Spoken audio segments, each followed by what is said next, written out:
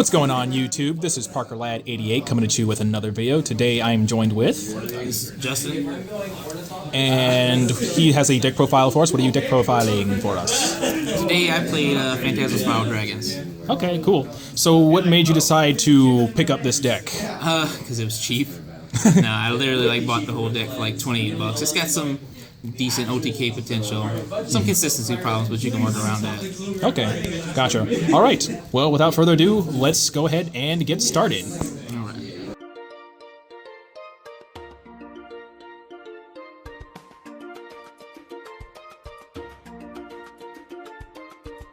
Oh no! Right, first off, 3 of the Spiral Dragon himself.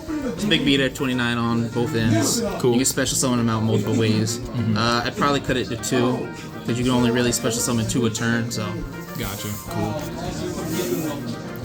Next playing 3 Megalomaster X, 2K beater. He's a dinosaur for your Logia Doka plays. Or if you want to go Bahamut Toad.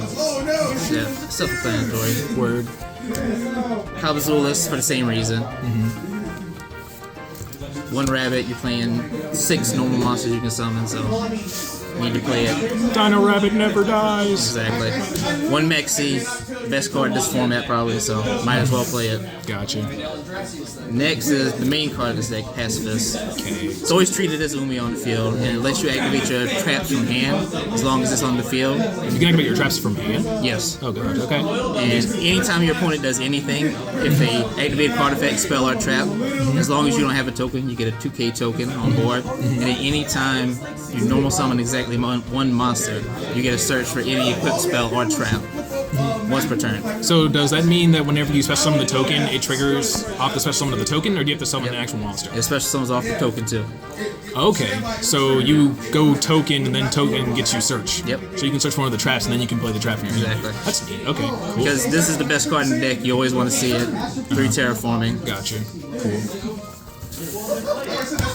Next, the best card is, the best way to win Yu-Gi-Oh! Is not let your opponent play Yu-Gi-Oh! At all, so triple Heat Wave. I'm running 3 right now because I just want to see it. Gotcha. Anytime you can open up 1 or 2 Heat Waves, it's just game.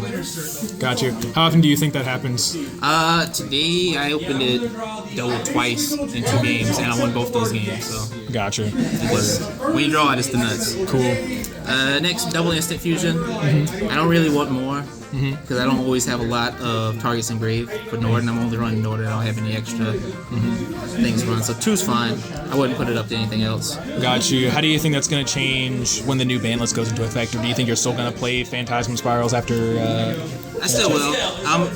Once the ban list affects, I won't be playing Norden or Instant Fusions. I'll probably run like set rotations, maybe Gateway to Chaos or Seal or Calculus to lock my opponent's field spells out. Okay, gotcha. You think you might consider trying things like maybe like Theseus or like Rare Fish, anything like that? Theseus maybe, yeah, that has potential. Especially with your token, you can go right into Zolkin, no problem, and you run a lot of spells in this deck, so. Gotcha. Okay, cool. Okay.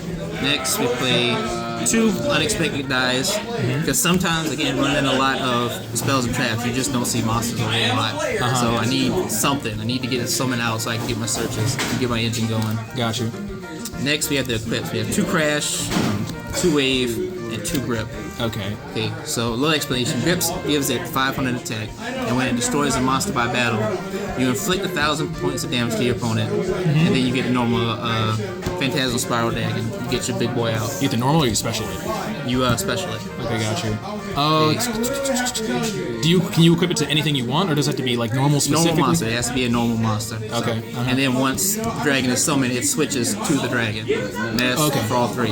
Okay, Waves. Gotcha. Wave's alright, it's not the best. I'd probably cut this to 1 in the future because it only summons at the end of your battle phase if you battle. Plus, whatever monster is equipped to, it prevents destruction once per turn by battle. Cool. So, then Crash gives their monster piercing, and then once it pierces, it summons. Because Spiral Dragon equips, and then it rips 1 card from your opponent's hand. Oh, like it? So it discard? Oh, yeah. Okay. It's their choice, but it's still discard 1. Huh. Interesting. So 2/2 and 2. So I'd is probably it? So is it like when Spiral Crash goes to like graveyard or something, or when it switches to? when it switches to the big body. With the big body, yeah. Okay. So 2 of each. Again, you don't want to run 3 because you don't want to brick. You don't want to open multiples because they're all searchable. And I'd probably cut this to 1 because it's just the worst. Because you can only summon at the end of the battle phase, so it doesn't really set up any OTKs. Got you. Would you bump any of the other ones to 3, or would you leave it just 1? I'd leave them 2 because again, you can search all of them, so you don't want to brick by having too many in your hand and nothing to equip them to. Okay. Next, Twin Twister, just to get rid of some back row. Gotcha. Next, we're playing the other traps. We're playing 2 power and 3 battle. Okay. Power negates a monster's effect and lowers their attack by 1,000. Okay, and then in the grave, you can banish it to equip one of your equip cards from the grave or on the field to a monster. So it lets you recycle your ones in the grave. Then battle.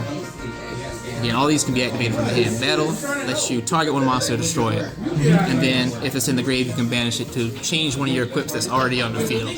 So its banish effect is not as good as power, but in general, it's just more powerful having the whenever you want destruction. So out of curiosity, so like for the one that discards cards from your hand or something like that, so could you activate Spiral? So whenever you attack with your monster and it switches control to the big guy, could you activate one of those thingies effects engraved to switch to another thing, and then it sends another card, takes another card? Well, it wouldn't because they're card once per turn clause. Oh. Yeah, but you can use it to switch it in case you wanted to.